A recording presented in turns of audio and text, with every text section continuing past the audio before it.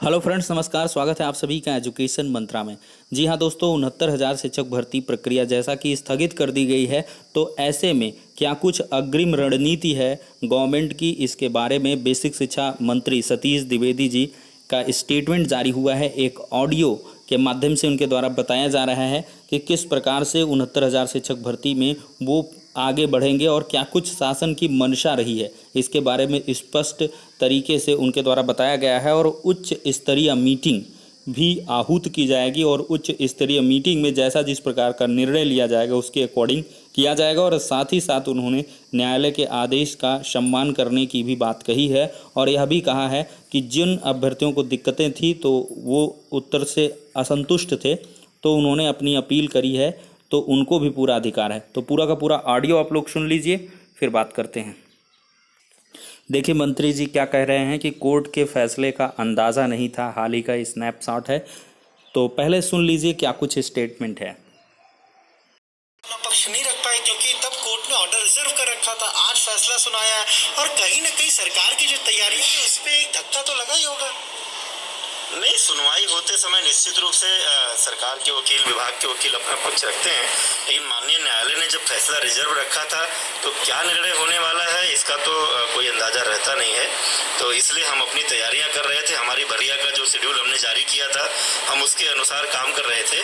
अभी जैसा माननीय न्यायालय का आदेश प्राप्त हो जाएगा हम उसका अध्ययन करेंगे, एक उस पर उच्च स्तरीय मीटिंग करके फिर आगे का निर्णय लेंगे। पहले जो मार्क्स थे कि क्या पासिंग मार्क्स और कट ऑफ मार्क्स, उसको लेकर कोर्ट ने अपना ऑर्डर दिया था तो वो तो आपके पक्ष में आया था और उसके बाद आप अपना प्रोसेस भी शुरू कर रहे थे, काउंसलिंग आज से शुरू कर रहे थे। लग रहा है कि जिस तरीके से पूरा पक्ष सामने जाना चाहिए था। और क्या कोर्ट ने ये अब मार्क्स के आधार पर नहीं किसी और विषय पर ये स्टे दिया? ये विषय अलग है। कुछ अभ्यर्थियों को कुछ प्रश्नों के उत्तरों को लेकर आपत्ति थी। हमारे विभाग की जो विशेषज्ञ समिति थी वो उन प्रश्नों का जो उत्तर मान रही है। अभ्यर्थियों को उस पर आपत्ति थी कि नहीं, उसका उत्तर कुछ और है। ये जो अभी जो निर्णय की बात है वो उन मुद्दों को लेकर है। निर्णय की काफी एक बार सामने आ जाए, माननीय न्यायालय ने क्या टिप्पणी की है, क्या आदेश दिया है, उसके आधार पर फिर उसका अध्ययन करके निर्णय लें। जो काउंसलिंग है जो आज से शुरू हो रही थी वो अभी जारी रहेगी जब तक ऑर्डर की कॉपी नहीं आ जाती? जब तक ऑर्डर की कॉपी सामने नहीं आ जाती, उसका अध्ययन नहीं कर लिया जाता, तब तक अभी कोई निर्णय लेना मुश्किल है।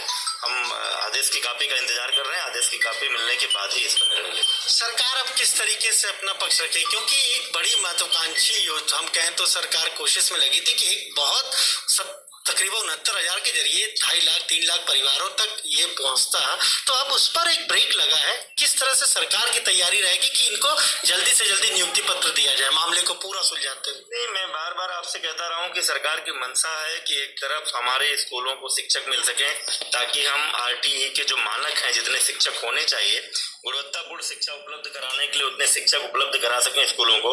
और दूसरी तरफ उत्तर प्रदेश की योगी सरकार की प्राथमिकता है उत्तर प्रदेश के जवानों को, तो इसलिए भी तत्परता से हमें थे। आप देखिए लॉकडाउन के दौरान पूरे देश में और शायद दुनिया के कई देशों में ये पहली ऐसी घटना होगी कि लॉकडाउन के दौरान 69,000 लोगों को नौकरी देने का प्रयास उत्तर प्रदेश की योगी सरकार कर रही है। तो ठीक है, ये सब चीजें होती रहती हैं।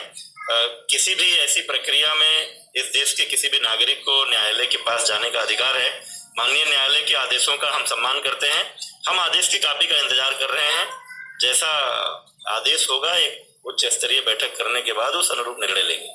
तो ये आपने सुना क्या कहना उत्तर प्रदेश के बेसिक शिक्षा मंत्री सतीश द्विवेदी का? साफ तौर पर कह रहे हैं कि कोर्ट ने जो ये स्टे दिया है दरअसल वो नंबर्स के लिए नहीं दिया, बल्कि कुछ प्रश्नों के जो उत्तर थे उसको लेकर छात्रों को ये लग रहा था कि जो सही उत्तर बताया जा रहा है वो ऐसे नहीं है और उसी को लेकर वो कोर्ट गए थे। जिसके बाद आज कोर्ट ने ये कहा है कि पूरी जो भर्ती प्रक्रिया उसको स्टे किया जाए। लेकिन मंत्री साफ तौर पर कह रहे हैं कि अभी ऑर्डर की कॉपी नहीं मिली है, जब ऑर्डर की कॉपी मिल जाएगी पूरी तरह से पढ़ लेंगे, उसके बाद सरकार इस पूरे मामले में अपना पक्ष मजबूती से रखेगी। तो कुल मिलाकर आपने दोस्तों सुन लिया कि किस प्रकार से बेसिक शिक्षा मंत्री जी कह रहे हैं कि आदेश की कॉपी मिलते ही कार्रवाई की जाएगी, उच्च स्तरीय मीटिंग की जाएगी। और अभी की लेटेस्ट अपडेट है कि जो हाई कोर्ट की ऑफिशियल वेबसाइट है उसमें आदेश अपलोड हो चुका है, उसका विस्तृत विश्लेषण आपको देखने के लिए मिल जाएगा। और उसका सूक्ष्म अगर अवलोकन करें तो उसमें ये सब चीज़ें निकल के आ रही हैं कि 10 दिन का समय दिया गया है परीक्षा नियामक प्राधिकारी को कि university grant commission UGC Delhi को सारी की सारी जो आंसर की है, क्वेश्चन पेपर है, आपत्तियां हैं, ये सारे डॉक्यूमेंट्स को रेफर करेगी और यूजीसी इसके बाद 1 हफ्ते में उच्च स्तरीय एक एक्सपर्ट की कमेटी को गठित करेगी, 15 दिन में डिसाइड करेगी, फिर रिपोर्ट को सबमिट करेगी और इसके बाद परीक्षा नियामक प्राधिकारी सारे के सारे जो भी साक्ष्य हैं, रिपोर्ट है, उनको लेकर के प्रस्तुत होगी। अगली जो डेट है 14 जुलाई को होगी। तो अब देखते हैं शासन स्तर पर क्या कुछ निर्णय लिया जाता है। तो फिलहाल के लिए इतना ही, नेक्स्ट वीडियो में मिलते हैं।